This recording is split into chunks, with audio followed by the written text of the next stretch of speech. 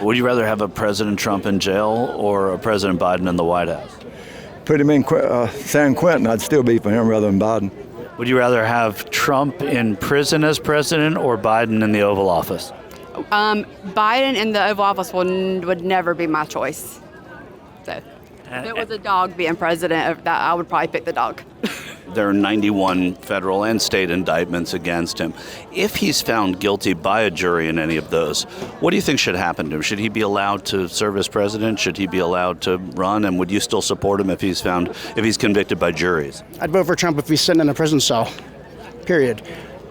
He absolutely should still be allowed to run, but they should not. When I say they, I mean all the people that are prosecuting him should not be allowed to be doing any of this stuff while he's running for president. What's up, everybody? Major Retired Richard Ojeda here, and in the realm of dictatorship, blind allegiance reigns supreme. Fervent supporters chant the same refrain. Their loyalty to their leader is unbreakable, even if it means backing a convict.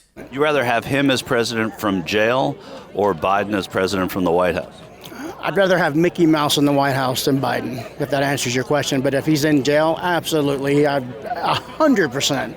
Biden should be arrested. His whole family should be arrested. What should they be arrested for? I mean, I'm following this. I wasn't intending to ask this. No, you're good. He declares himself to have been a public servant his whole life, worth $100 and something million. I actually feel sorry for Hunter Biden, that his own father put him in these situations as a drug addict and used him to use his name.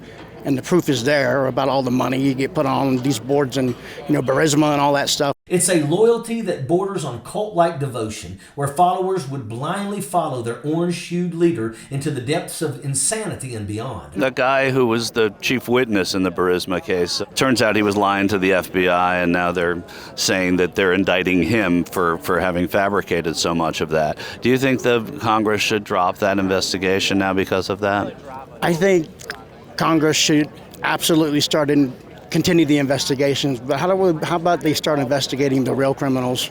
How about they start investigating, look at all the stuff that's coming out on Biden. Where are the indictments on him? Where are they? Where are the indictments on the left? There's none. Absolutely zero. And that's offensive.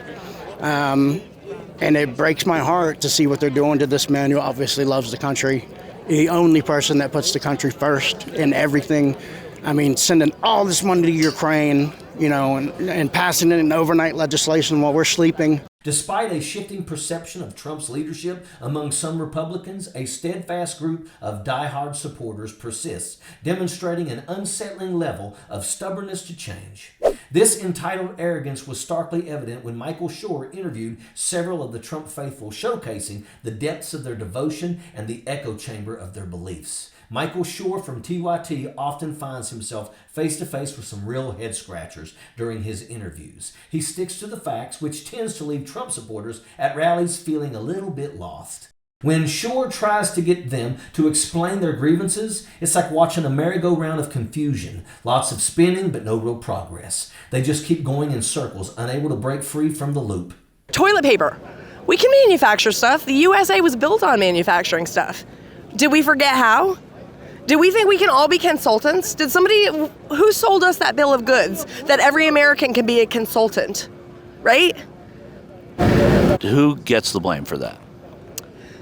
Well, the blame goes back a little bit further than lying, cheating, stealing, molesting China Joe, doesn't it? Goes a little bit further back than him and his payoff scheme through Ukraine, through Burisma, through China.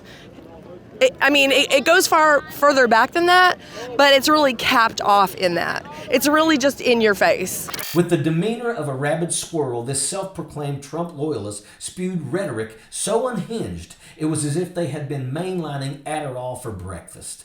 Their blind allegiance to Donald Trump, even musing about supporting him from behind bars, spoke volumes about their lack of critical thinking and moral compass. One couldn't help but wonder if their affinity for Jesus and flags was merely a facade to make a lifetime of poor decisions that likely landed them in jail a few times. As we reflect on encounters with individuals entrenched in the MAGA mindset, it's imperative not to lose hope. The upcoming election is undeniably one of the most critical in recent memory. We cannot afford to let gullible numbskulls dictate the course of our nation. This election cycle presents a stark choice between ignorance and fact. between good and evil. We must pick a side and relentlessly advocate for truth, reason, and progress. We cannot give up the fight against the MAGA mindset. Our future depends on it. And that is an absolute fact. Sappers clear the way, airborne all the way.